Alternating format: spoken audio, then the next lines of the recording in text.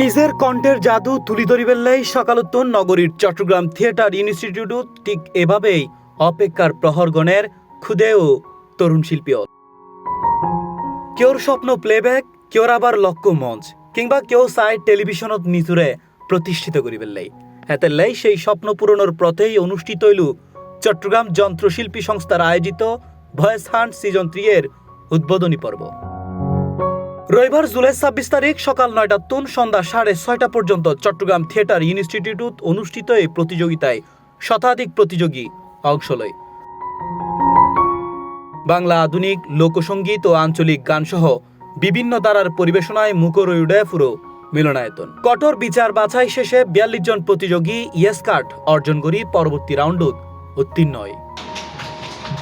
এই সময় প্রথম রাউন্ড শেষে উত্তীর্ণ প্রতিযোগী হল রাতত ইয়েস কার্ড তুলি দেয় ফেমিনা গ্রুপুর চেয়ারম্যান শ্রী উজ্জ্বল চক্রবর্তী। এ সময় উপস্থিত আছিল চট্টগ্রাম যন্ত্রশিল্পী সংস্থার সভাপতি হিল্লোল রায়, আহ্বায়ক SM শাহজাহান, সাধারণ সম্পাদক সংকলন বড়ুয়া, সাবেক সভাপতি লায়ন প্রবীর দত্ত, সাবেক সাধারণ সম্পাদক অসীম চন্দ্র বাপ্পি এবং সংগঠনের সদস্য ও কাপ্তাই প্রেস ক্লাবের সাধারণ সম্পাদক Julan Dutta.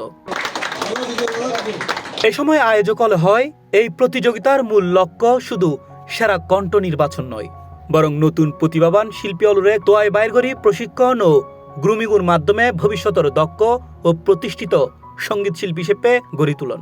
Voice hunt season 3 এর মূল উদ্দেশ্য হল আর চট্টগ্রামর যারা শিল্পী আছে, বহুত ভালো ভালো শিল্পী আছে এবং প্রতিযোগিতায় বিচারকর দায়িত্ব পালন করে বাংলাদেশ বেতার ও টেলিভিশনের শিল্পী জগলুল পাশা, লিটন মিত্র, মনোজ কুমার সরকার, শাকাওয়াত, নিখিলেশ বড়ুয়া সহ আরো অন্যান্য গুণীজন মহল।